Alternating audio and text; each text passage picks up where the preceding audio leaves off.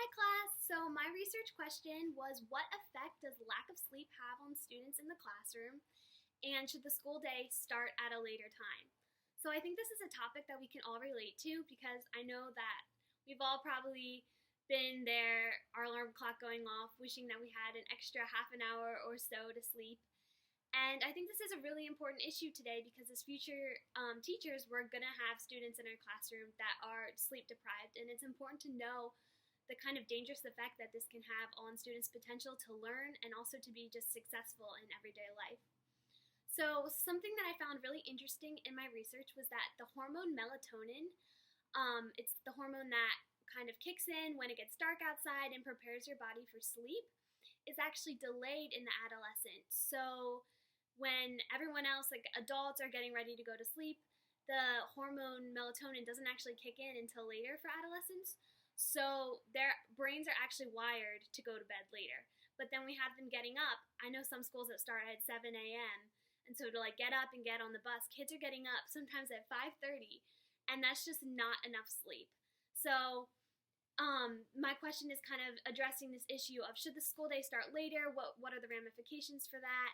And how do we address this issue of lack of sleep in the education system? So my question for you is, how much sleep should adolescents ideally be getting every night? If you guessed 9 or 9.5 hours of sleep, you are correct. So we know that students are not getting the ideal hours of sleep every night because staying up late for homework, sports, extracurriculars, and then having to get up so early in the morning. But what effect does this actually have on their learning in the classroom? And to answer the question, it has a huge effect. And I think that we kind of know this already, just because if you've ever pulled an all-nighter or have stayed up really late and then you try to concentrate and pay attention the next day, like you almost can't. And I think we've all probably been there before. But a study was actually done where a group of adolescents was restricted from sleeping for, I believe the experiment lasted 42 days.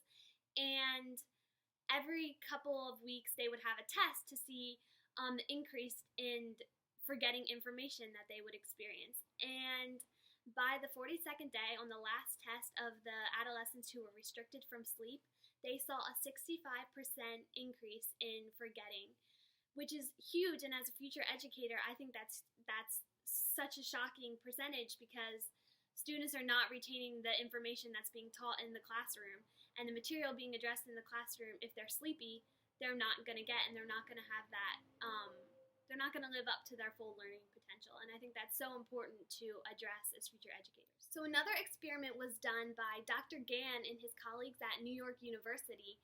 And what they basically did was they studied mice, and they studied a specific nerve cell that dealt with balancing and coordination. And this was basically to test the kind of the correlation between sleep and retaining new information and learning new information. So what they did was they had the mice train in hour increments on these obstacles that had them doing kind of acrobatic balancing acts. And then after they would learn the obstacle, the first group of mice would get to sleep for about 7 hours, while the second group of mice didn't get to sleep for as long or not at all. And what they found is that as the mice slept after they learned the new obstacle or the new trick, is that they actually grew dendrites and made neural connections that would help them better retain the obstacle that they learned. And so they actually saw this. They saw these neural connections being made as the mice slept.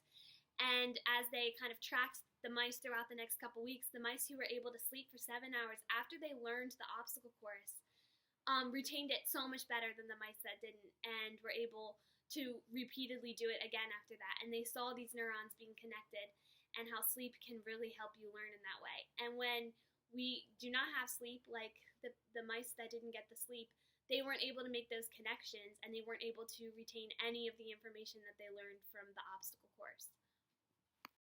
So we know that sleep and learning in the classroom and retaining information in the classroom is extremely important. And in order to do this, we need students getting enough sleep. And as someone who wants to promote this as a community and teacher, we need to be finding ways that we can be supporting students in sleeping. And one of the ideas that has been proposed is starting the school day at a later hour. And there have been studies that have said that even starting the school day a half an hour later can really help with attendances, lack of tardiness, lack of snoozing in class with students. And there's also this connection between lack of sleep and mental illness and lack of sleep and automobile crashes. So having this kind of hour, even half an hour of starting the school day later so that kids and students can sleep in a little bit more could kind of be a solution to help kids get better sleep habits. But this can kind of have its own ramifications. So while starting the school day later could be a great solution to help students catch up on a half an hour of sleep, it could also push all of the evening activities until much later in the evening. So we have homework, after school, sports, jobs, even dinner, all of those things that get pushed back later into the evening, which could cause kids to stay up even later, and then it wouldn't really necessarily matter. And then we also have the problem of working parents needing to find childcare for their students who aren't going into school until later that day. And just in general, it would be a major adjustment for community. So that's probably why starting the school day later, while science and the health benefits back it up, it hasn't been implemented yet. And I think it definitely could in the future, and I would be an advocate for that. But I think while we have this problem with our students not getting enough sleep, I think there are things that we could do.